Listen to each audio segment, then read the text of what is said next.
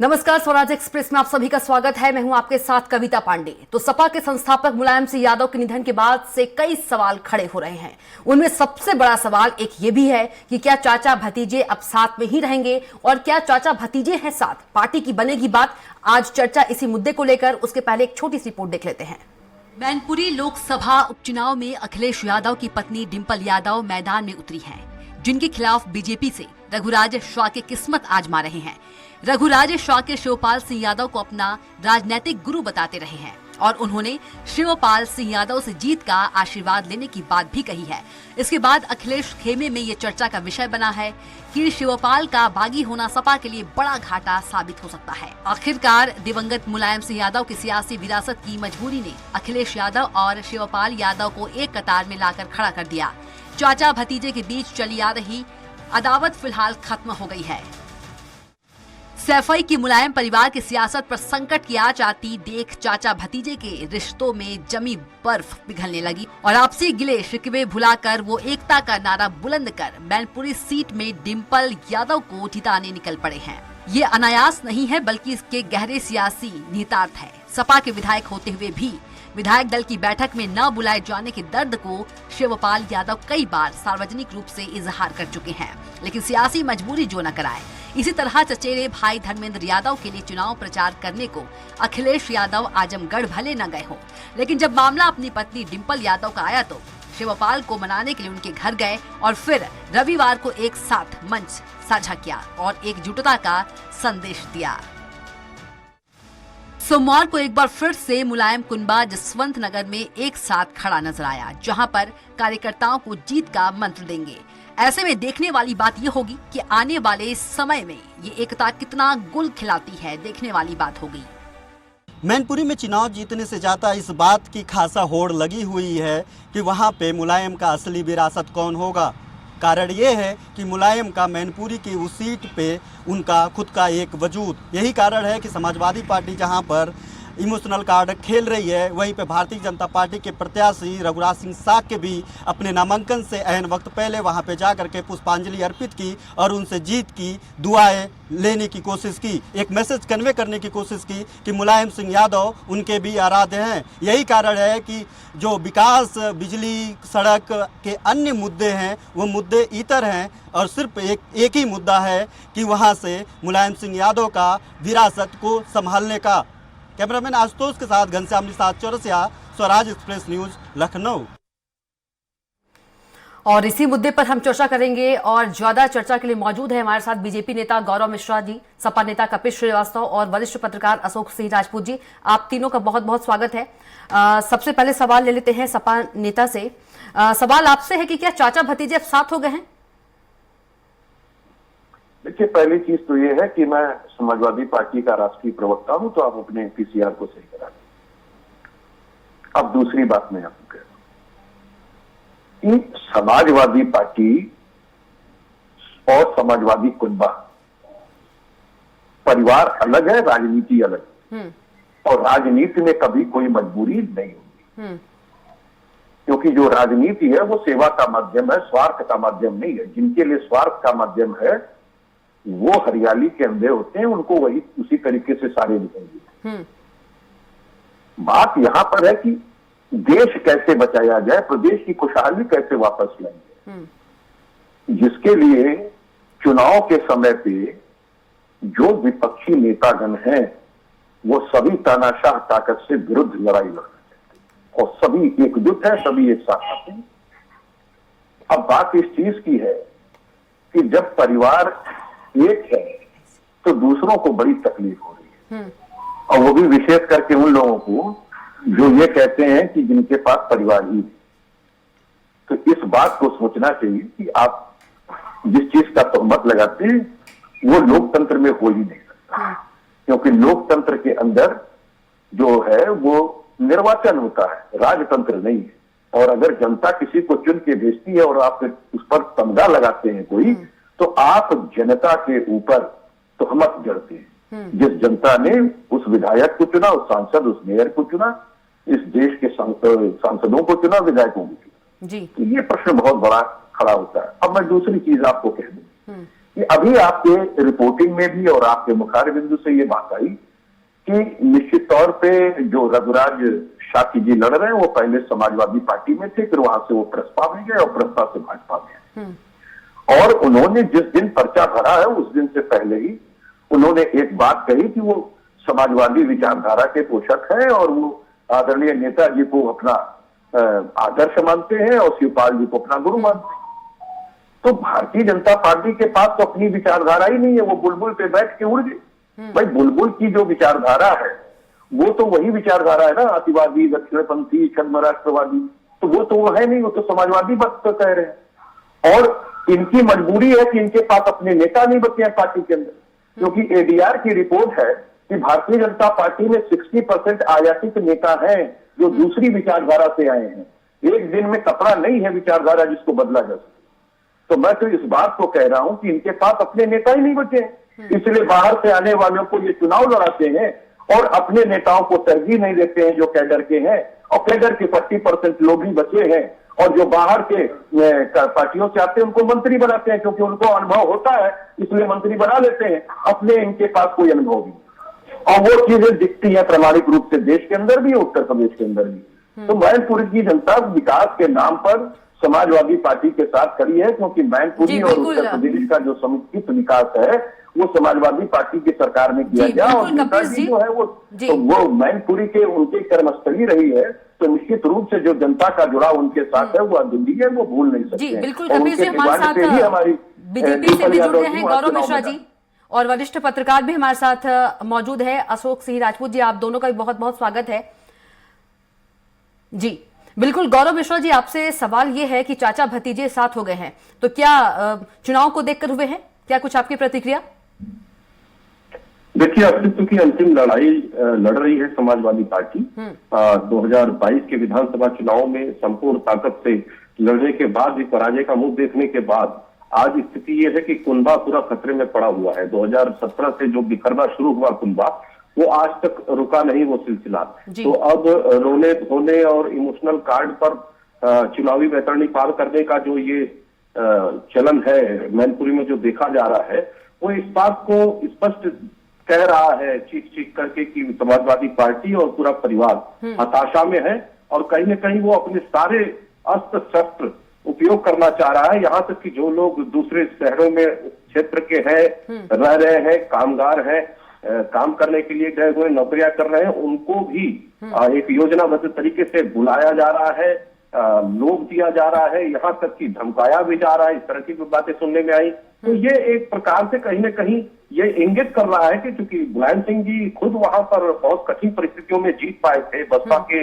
सहयोग के बावजूद वहां 94-95 हजार मतों से सिर्फ उनका विजय हुआ था, तो कहीं न कहीं संकट की स्थिति है और उनको बहुत कड़ी टक्कर भारतीय जनता पार्टी की एक संगठित संगठनात्मक जो शक्ति है हमारी मिलकर एकजुटता के साथ, और जो हमारा विकास का जो मॉडल है, जिस तरीके से विकास लोगों तक पहुंचा है, उसकी स्वीकार्यता हर तरफ देखी जा रही है। आजमगढ़ इन्होंने गंवाया, रामपुर इन्होंने गंवाया, तो इस बात की चिंता भरपूर सता रही है। और यदि ये सीट नहीं निकली तो इन्हें इस बात का ज्ञान है कि समाजवादी खेमा संपूर्ण समाप्ति की तरफ चला जाएगा।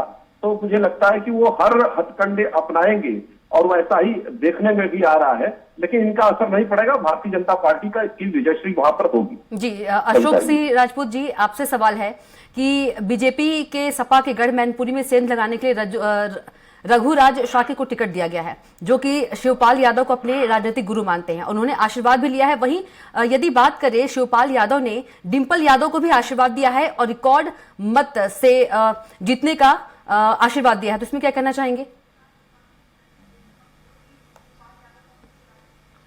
देखिए कविता जी, ये जो मैनपुरी चुनाव है, इसमें जो मैं अभी भारतीय जनता पार्टी को सुन रहा था और पूर्व वालों को सुन रहा था, दोनों विपरीत दिशा में जा रहे हैं। लेकिन चुनाव की जो स्थिति है वो थोड़ी सी डिफरेंट है, जमीनी हकीकत थोड़ी सी डिफरेंट है। लंबे समय पर राज्य में समाजवादी की सरकार रही है, लेकिन वह पिछड़े के रूप में नहीं, बहुत वैसी स्थिति में है, विकास की जैसी कोई स्थिति नहीं है। वहां पर एक मिलें हुआ करती, राइस मिल होती थी, बहुत सारा चीजें हुआ करती थी उस एरिया में, लेकिन ऐसा किसी पर कोई काम धाम इन सरकारों में रहते किया नहीं गया। ये माना जाता था कि ये तो हमारी वो है किला है मैनपुरी और एटा तक ये किला मानते थे, इटावा से शुरू करते थे और वहां तक किला मानते थे। समाजवादी पार्टी को इसमें कोई शक नहीं, कांकड़े मौजूद हैं। मुलायम सिंह जी पिछली बार जो चुनाव जीते हैं, ये शायद मुझे लगता है इतनी खराब स्थिति में मुलायम सिंह जी कभी चुनाव नहीं, उनके जो मार्जिन है, जो अंतर है बहुत वैसा रहा था।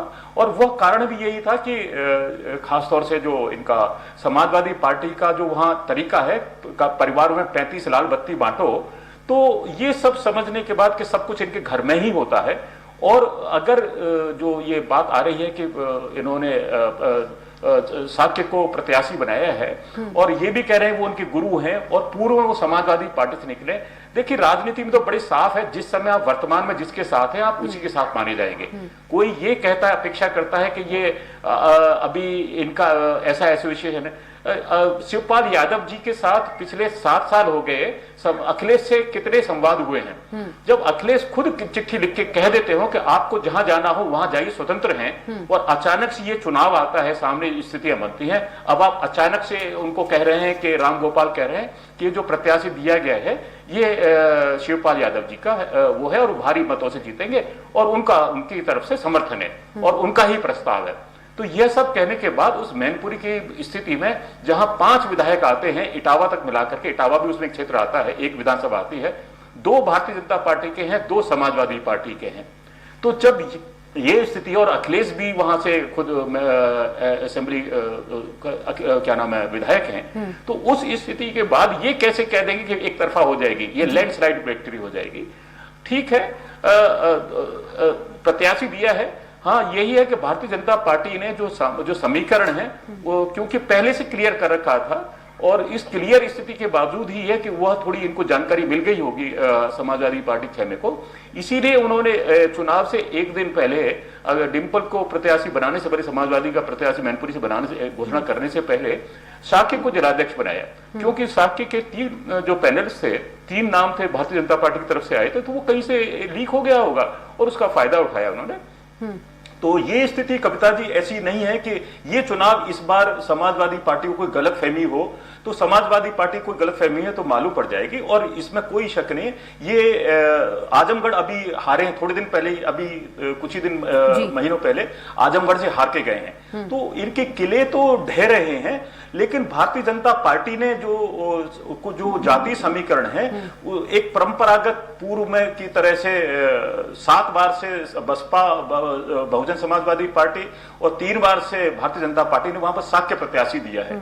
जब साक्य प्रत्याशी आप लगातार दे रहे हो, साक्य प्रत्याशी सफल भी नहीं हो रहा है, साक्य प्रत्याशी सफल होगा सिर्फ समाजवादी पार्टी के साथ, इतना तो हो सकता है, लेकिन इन्होंने भी दूसरे को नहीं लिया। तो और इस बार क्योंकि भारतीय जनता पार्टी ने सीधे 1 to 1 हो रही है और बहुजन समाजवादी पार्टी का प्रत्याशी होगा नहीं, कांग्रेस का समर्थन, कांग्रेस की तो वहां 30-32 साल से खत्म ही हो गया है, तो वो जो बसपा का जो वोटर है उसे कोई वो नहीं होगी। और क्योंकि भारतीय जनता पार्टी की सरकार है तो और ये समाजवादी कोई ऐसा कुछ नहीं कर पाएगी, मतदाताओं को डरा पाए या उनको वोट न डालने दे या धमका कर, जैसा उस एरिया की इन सैफई परिवार की थोड़ा सा एक आदत है पॉलिटिकल डोमिनेंस की, वो नहीं होगी।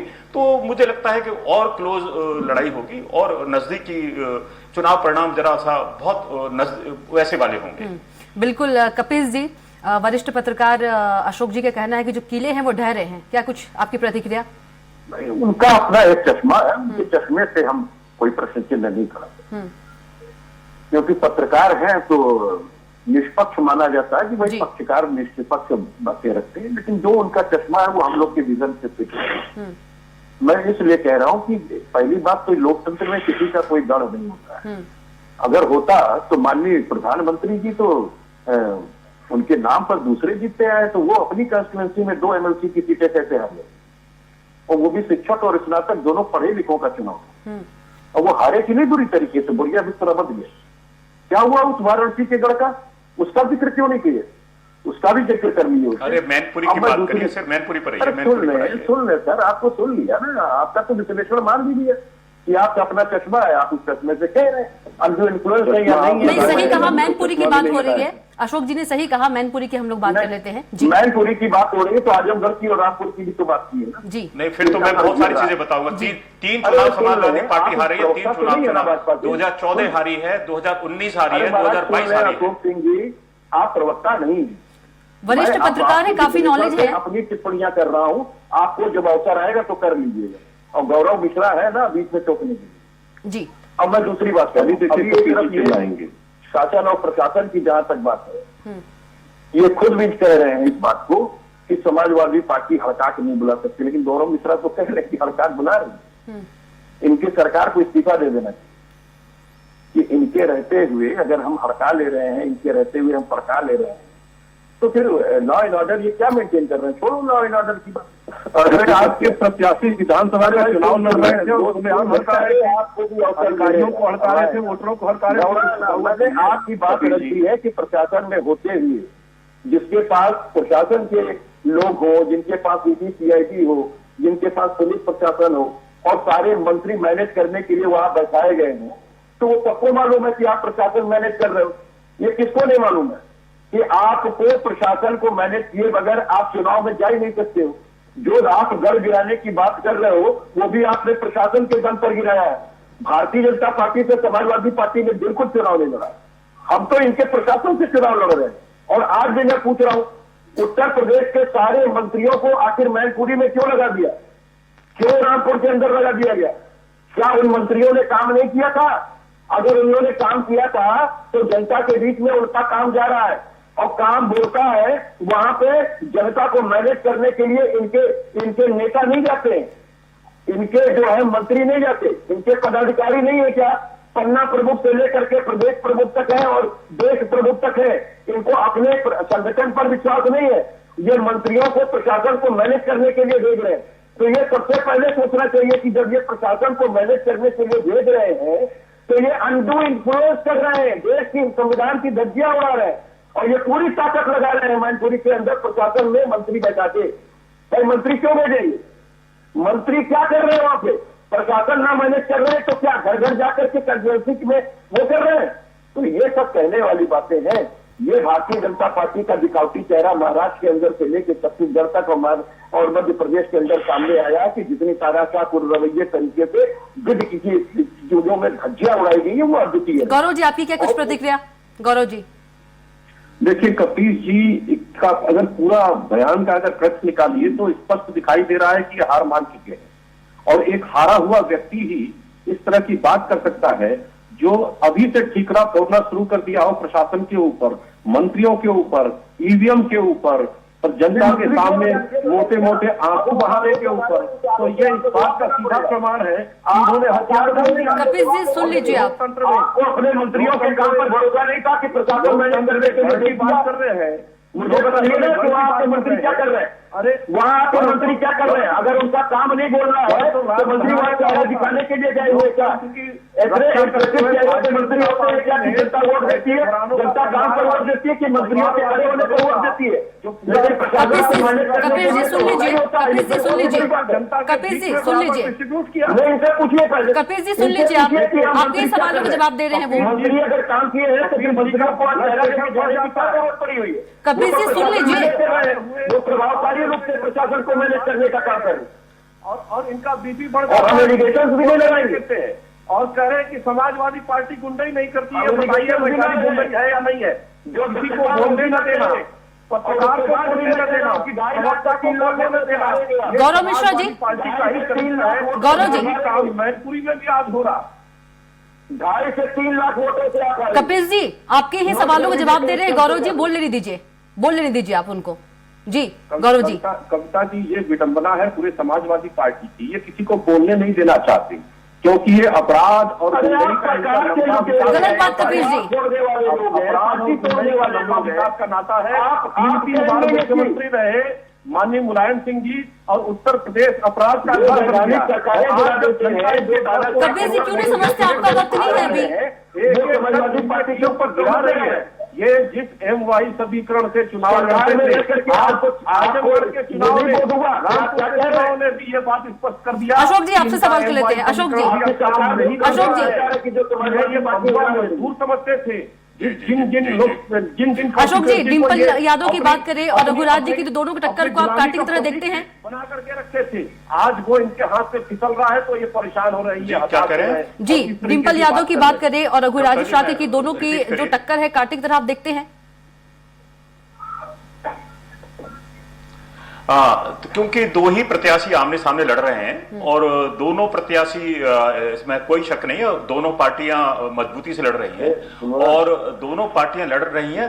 कारण यह है कि भारतीय जनता पार्टी ने उस क्षेत्र में, मैंने पहले आपको बताया, अपडेट किया कि 2 विधायक उनके हैं इस समय पर, 2 सिटिंग विधायक हैं, तो और 2 में पूर्व में उनके विधायक लड़े होंगे, वह हारे भी होंगे, तो वहां भी वोट पाए होंगे।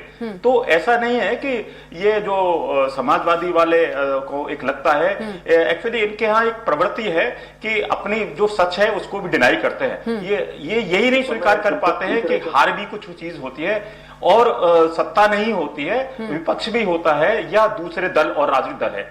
इनको एक तरफा लगता है, तो एक तरफा तो कुछ नहीं होता है। जब जनता वोटर है तो जनता से निर्णय होगा, जनता के निर्णय को आप इंतजार करिए और जनता के साथ आप संवाद करिए। जब जनता से आप संवाद नहीं करेंगे और आप अपेक्षा करेंगे सीधे सीधे कुछ और करेंगे तो कठिनाई होगी, फिर आपको बरगलाने की स्थिति में रहेंगे और कुछ नहीं रहेंगे। ये अच्छी तरह से याद है कि पूर्व में एक बार लोकसभा यहाँ चुनाव हुआ था और उस चुनाव में रातों रात सत्ता परिवर्तन हुआ था। जगदम्बिका पाल को रातों रात चीफ मिनिस्टर बना दिया गया था, मतलब सत्ता परिवर्तन हुआ सिर्फ इसीलिए, मात्र एक चुनाव के लिए हुआ था। तो ऐसी स्थितियां हैं जी। बिल्कुल, शिवपाल यादव जी ने कहा है, जिस बात को सींचा हो खुद नेताजी, उस बात को हम सींचेंगे अपने खून पसीने से। अशोक जी। हाँ, करना चाहिए और हाँ, बिल्कुल सही बात है कि मेहनत तो करनी चाहिए और मेहनत करने की स्थिति में समाजवादी पार्टी आती है और मतदाताओं के पास मतदाता उनको समझते हैं, उनकी विचारधारा को समझते हैं, तो अच्छी बात है। लेकिन शिवपाल यादव जी की जो स्थिति है, शिवपाल यादव 7 साल से कहा ना कि 7 बार भी संवाद नहीं हुआ, 7 दिन का संवाद नहीं हो पाया है। अभी पूरी तरह से एक ही अभी चिट्ठी से उनको बाहर कहा कि बाहर का रास्ता देखिए और अभी उनको मनाने की स्थितियां भी हो रही है। तो शिवपाल यादव जी कितना क्योंकि उनके बेटे को नहीं मिले। शिवपाल यादव जी खुद ही कह रहे थे, 1 साल पहले कह चुके थे कि मैं यहाँ से मुलायम सिंह यादव का राजनीतिक उत्तराधिकारी और मैं यहाँ से चुनाव लड़ूंगा। ये उन्होंने लाइन दी, ये कहा जी, बिल्कुल। अब वह स्थिति नहीं बन पाई है, तो खासकर चुनाव की। बिल्कुल, कपिल जी से एक सवाल है कि 7 सालों से संवाद नहीं हुआ है। जब तक ये स्थिति होती है कि अगर आप देखिए, चीज ये है कि जो लोग कयासबाजी दूर रह करके लगाते हैं उनकी हकीकत कहाँ है। मैं तो एक बात कह रहा हूं कि अभी अंतिम संस्कार के समय में 5 लाख लोगों के सामने सदैव शिवपाल सिंह यादव जी ने क्या कहा था, जनता को मैनेज कर लीजिए। जब जनता वहां पर पार्थिव शरीर का दर्शन करने के लिए उमड़ रही थी तो शिवपाल जी ने खड़ा होकर के आप सारे मीडिया के सामने कहा था कि अगर माननीय नेताजी के अक्ष के रूप में, उनके आदर्शों के रूप में देखना है तो आपके बीच में आज भी अखिलेश यादव जी मौजूद हैं। लेकिन हमारे मित्र पता नहीं क्यों घर फूटने में बड़ी तमाशा देखने में मजा आता, टीआरपी लेना चाहिए और बात ऐसे करेंगे जैसे सिपाही कि उन्हीं के घर में रहते हैं और हम लोग कहीं और से आते हैं। चलिए, अंतिम सवाल गौरव मिश्रा जी से ले लेते हैं। गौरव मिश्रा जी, आपकी क्या कुछ प्रतिक्रिया? गौरव जी। पत्रकार महोदय को बेटे कपिल जी को शांत कराइए जी। कपिल जी, बस 2 मिनट है। यही है, देखिए अब ये जो सफाई दे रहे हैं वो निरा झूठ है, सरासर झूठ है। शिवपाल जी कपिल जी प्लीज आप शांत रहिए। कपिल जी, बहुत कम वक्त है, बोलने दीजिए गौरव मिश्रा जी को। सुन लीजिए, संसद के अंदर